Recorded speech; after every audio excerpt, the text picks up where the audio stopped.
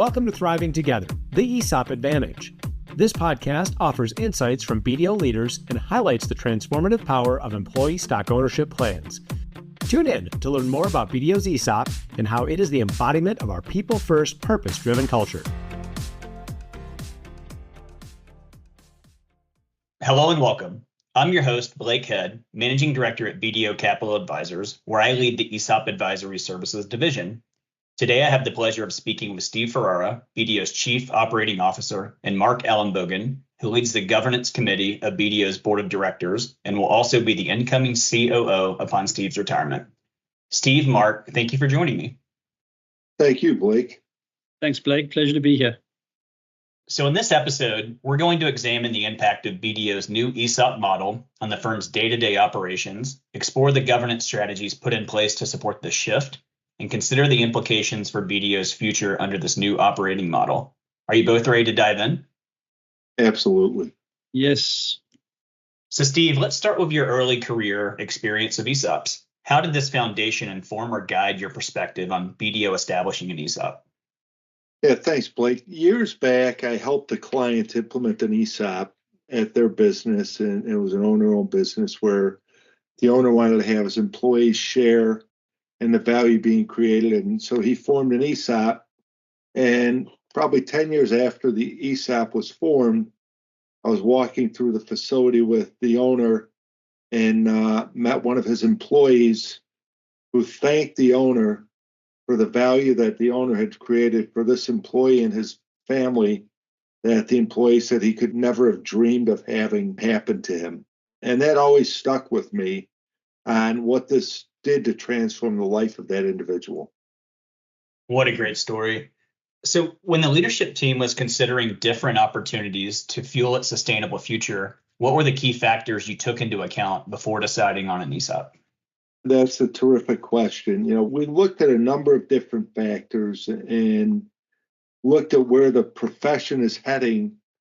And we really wanted to create a model that would create long-term stability for the organization, would create value for everyone who's involved in our success, and at the end of the day, keep us true to our core purpose, which is helping people thrive every day. And if we did all of those things, people would have a better experience. ESOPs have shown that retention and satisfaction of employees is higher, which ultimately will help us provide more quality to our clients and each other and working together day in and day out. We had actually explored private equity prior to ESOPs. And when we looked at private equity, we just weren't comfortable that we would control our own destiny. We've been around for over 100 years. We hope the firm continues for another 100 plus years.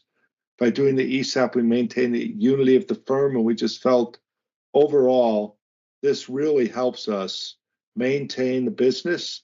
And it also encourages everyone in the firm to lean in and participate because they're all going to win if the ESOP is successful. Yeah, I love that. That puts the destiny of the firm in the hands of the employees and principals. What were the considerations when choosing this path? Yeah, again, we just wanted to make sure we were making the right decision for the long-term sustainability of the firm. We went out and obtained a feasibility study on whether an ESOP even made sense. And we discussed that with the board and the pros and the cons of an ESOP. We hired a third-party advisor to do that. The board felt it made sense to take it to the next level. And during that process, we were also engaged with the executive team and getting their input. And then going to the principal group and having the principal group really understand the value proposition here. So those are really the significant considerations and looking at, does it make sense and how do we move it forward? So Mark, we've heard a lot about how the ESOP will strengthen BDO's culture. Are there benefits to BDO's business and its operations as well? Yeah, I could spend hours talking about the benefits. There's all kinds of benefits to our business and our operations. We don't have hours, so maybe I'll just touch on some of the key benefits. For one thing, there's a war for talent in our industry, and Steve referenced this. The pace at which colleges are graduating accountants is woefully short of the demand, and that issue is compounding. And When we looked at the ESOP, the studies have shown that ESOP companies outperform their peers in various employee-related measures, including levels of engagement, productivity, and retention. And as we start to realize these benefits, it'll have a significant positive impact on our quality, our client service, and our overall employee experience. In addition, the ESOP structure is very efficient from a tax perspective, and this will certainly allow us to accelerate the pace of our investment in quality and innovation and in other areas of our firm. Maybe one other point related to that, everyone is familiar with the success BDO has had in the M&A world, expansions, as we call them, over the last dozen years or so. And the ESOP structure does offer certain advantages to potential sellers that we expect will help us to continue to pursue that aspect of our growth strategy. That last point is something I'm personally excited about, given the practice that I operate in. So, Steve, can you generally speak to how an ESOP works and how it will work specifically at BDO? Sure. Their defined contribution plan formed by ERISA to create ownership and retirement benefits for employees. So this was something that the government created in the early 80s to really create an incremental benefit for employees of a company. At BDO, everyone, with limited exceptions, will qualify to participate in the ESOP. In our model, every employee will receive a 10% annual contribution to the ESOP account. They don't have to pay for that. The firm just contributes that to their ESOP account. And this is incremental to all the other benefits you get at BDO. Your base comp, your bonus, your 401k, all the other things that you get here are still in place. This is on top of that. The firm on an annual basis has to get a valuation of the shares in the firm at the end of our calendar year. Once the valuation is completed, we'll then come back to each employee and tell them how many shares their annual contribution translates into. And that will be done every year, and your shares will remain the same in your account until you get your next year's contribution, and then they'll increase. Shares vest over 6 years, and once you get to 6 years in the plan, any future allocations of the ESOP that you receive will be 100% vested when received. So once your shares are vested, when you leave the firm, if you leave at retirement age, which is defined as age 62, your shares will be repurchased from you over 5 years, beginning at the time you retire. If you leave prior to that date, your shares will begin to be repurchased at the earlier of age 62 or 5 years after you leave the firm. Any shares that you still own in the firm will continue to share in the upside appreciation of the firm until such point where they're repurchased. In your opinion, does this ESOP change how we're going to operate day to day? No, that's really, to me, one of the significant advantages of the ESOP, Blake, is it allows us to continue to operate the firm day in and day out the way we always have, allows us to control our own future and make decisions that we think are in the best interest of the firm and the employees of BDO. So, Mark, can you speak a little bit about how governance of an ESOP works?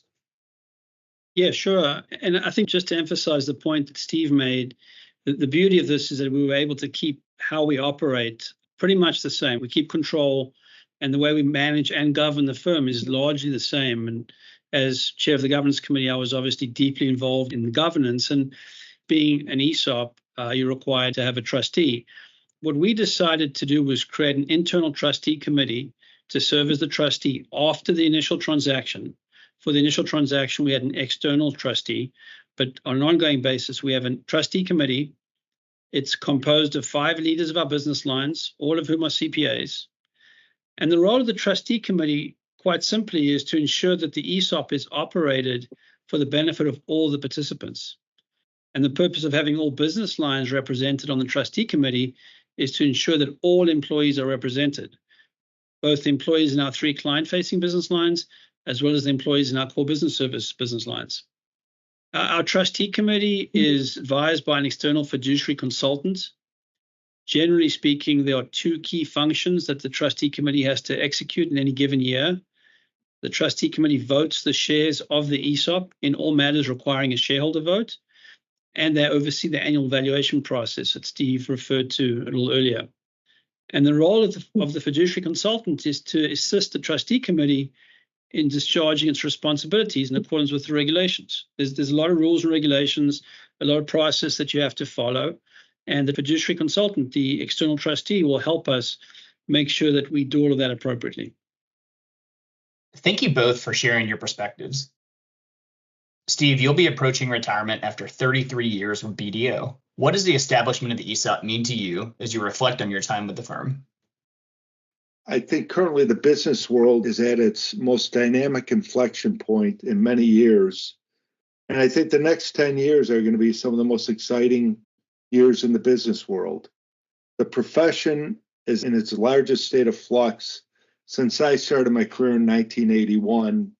You have people within the profession that don't see the value in the partnership model and the pension that we used to offer to our partners.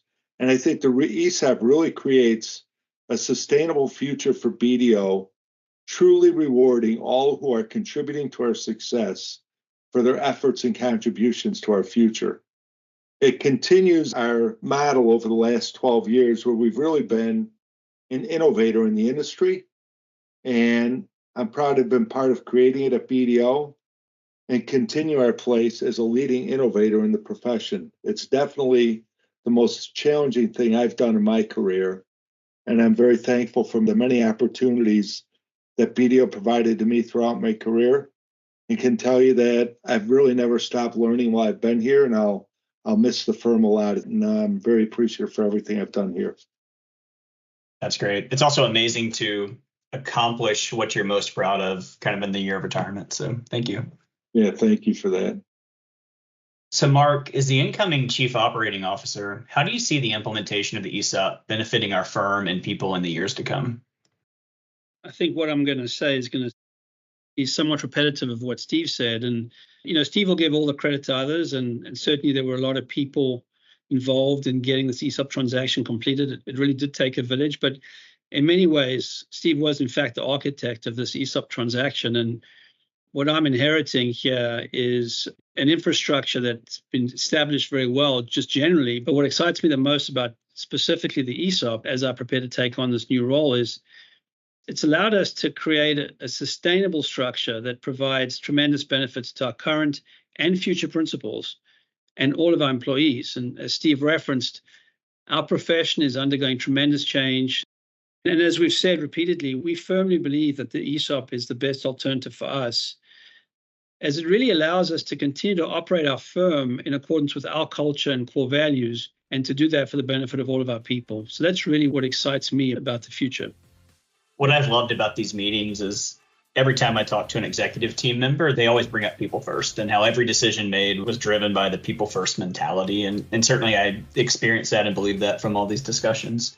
So I want to thank you both for joining me and sharing your insights on the establishment of BDO's ESOP. Your perspectives have helped provide a better understanding of what the ESOP means to our business, from the strategic planning involved to the operational changes and the promising advantages for the firm's future. Steve and Mark, I appreciate your time. Oh, thank you, Blake. Appreciate the opportunity to speak with you today. Thanks, Blake. I really enjoyed it. Thank you for joining us on Thriving Together, the ESOP Advantage podcast. Episodes, resources, and contact information associated with this podcast are available at bdo.com/ESOP. Until next time, thank you for listening.